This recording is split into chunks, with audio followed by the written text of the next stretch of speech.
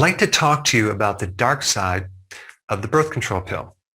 Now, this is fascinating because there actually is no real estrogen or progesterone in a birth control pill. What you do have is a synthetic version altered in a way to mimic estrogen and progesterone, okay? But it has some slight minor complications. It comes with a package.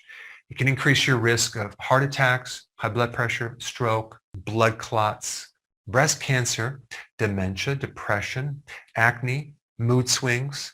It can even trigger autoimmune diseases, especially lupus.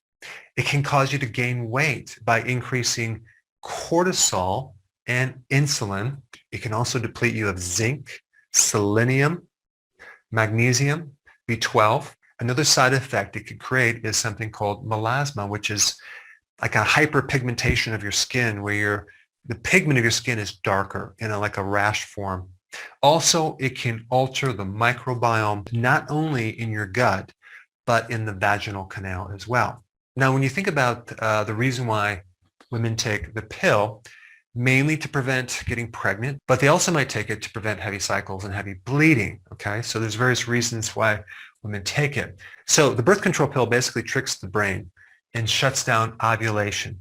Ovulation is usually about right around day 14 when there's a release of the egg. So by taking the birth control pill, you shut down ovulation and you also shut down menses. So typically you don't have bleeding, even though some women still do spot. But what a lot of women don't realize is when you take this pill, you are shutting down the production of estrogen and progesterone. You see, in a monthly cycle, a woman has a spike of estrogen at day 14, and then they have this other increase of progesterone the second half of the month. So this is very different than men that make testosterone on a daily basis. But women make their two hormones, progesterone and estrogen, more with like two major spikes, not necessarily every day. So the problem is when we remove this, okay, we're not looking at the effects long-term. And I'm talking about the long-term effects that can occur after menopause, to the bone, even longevity. You see, the reason why women live longer than men really has to do with estrogen. Estrogen can act as an antioxidant, but all this is kind of depressing if you're taking the pill or considering a birth control. So what should you do? Well, let's just take a look at the effectiveness of how well these birth control pill methods work of preventing pregnancies, okay? So the pill is between 93 to 99% effective, depending on how well that you use the pill and follow directions, okay? Then we have vaginal rings, which is 93% effective. You also have IUDs. You have the hormone version, which is 94% effective.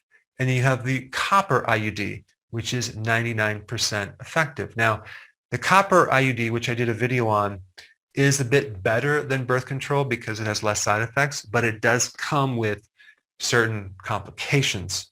Condoms, 87% effective. But this next one is something that you should look into. I like it. It's FDA cleared. It's called Natural Cycle Birth Control. It's an app that you track. You don't have to use any creams or medications or anything.